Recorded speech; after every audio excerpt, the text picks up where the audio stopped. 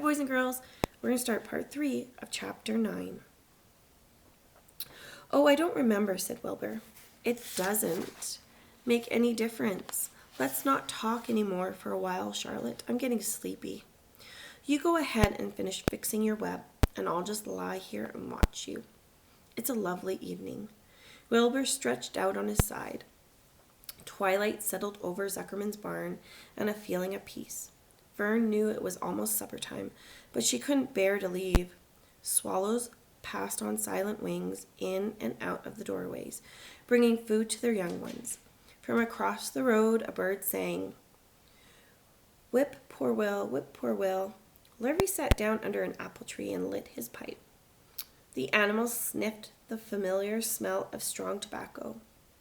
Wilbur heard the trill of the tree toad and occasional slamming of the kitchen door. All these sounds made him feel comfortable and happy, for he loved life and loved to be a part of the world on a summer evening.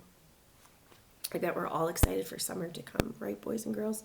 Miss Via is very excited for the trees to grow leaves. And have you heard the birds singing in the outside and the geese coming back from winter and coming back for the warm weather this summer? It's so exciting. Okay, let's get back to the story. But as he lay there, he remembered what the old sheep had told him. The thought of death came to him, and he began to tremble with fear. "Charlotte," he said softly. "Yes, Wilbur?"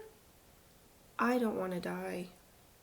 "Of course you don't," said Charlotte in a comfortable voice. Oh, I read that wrong again, boys and girls. Let's go back and read that sentence. It was, "Of course you don't," said Charlotte in a comforting voice. "I just love it here in the barn," said Wilbur. "I love everything about this place." "Of course you do," said Charlotte. "We all do." The goose appeared, followed by her 7 goslings. They thrust their little necks out and kept up a musical whistling, like a tiny troop of pipers. Wilbur listened to the sound with love in his heart. "Charlotte," he said. "Yes," said the spider. "Were you serious when you promised you would keep them from killing me?" "I was never more serious in my life." "I am not going to let you die, Wilbur." "How are you going to save me?" asked Wilbur with curiosity. How are you going to save me?" asked Wilbur, whose curiosity was very strong on this point. "Well," said Charlotte vaguely, "I don't really know, but I'm working on a plan." "That's wonderful," said Wilbur. "How is the plan coming, Charlotte?" "Have you got very far with it? Is it coming along pretty well?" Wilbur was trembling again, but Charlotte was cool and collected.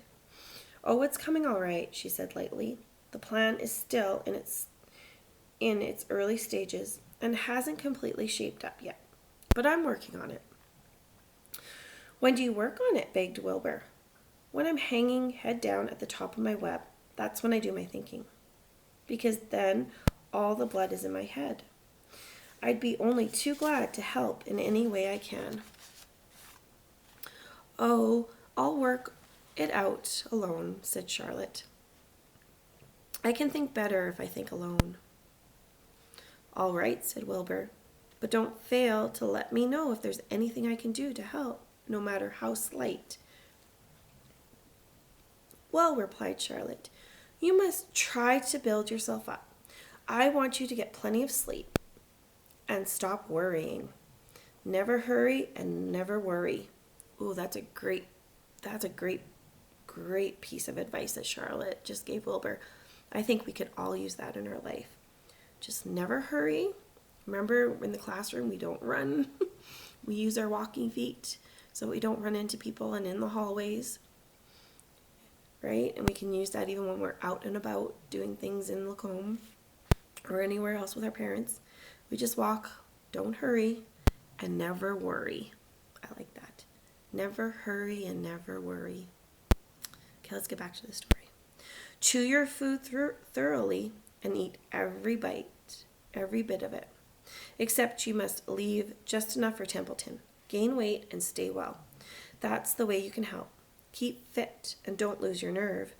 Do you think you understand? Yes, I understand, said Wilbur. Go along to bed then, said Charlotte. Sleep is important. Wilbur trotted over to the darkest corner of his pen and threw himself down. He closed his eyes. In another minute he spoke. Charlotte, he said. Yes, Wilbur. May I go out to my trough and see if I left any of my supper? I think I just left a tiny bit of mashed potato. Very well, said Charlotte, but I want you in bed again, without delay. Wilbur started to race out to his yard. Slowly, slowly, said Charlotte. Never hurry and never worry. Wilbur checked himself and crept slowly to his trough.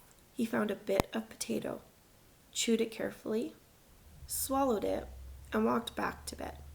He closed his eyes and was silent for a while. Charlotte, he said in a whisper. Yes? May I get a drink of milk? I think there are a few drops of milk left in my trough. No, the trough is dry, and I want you to get to sleep. No more talking. Close your eyes and go to sleep.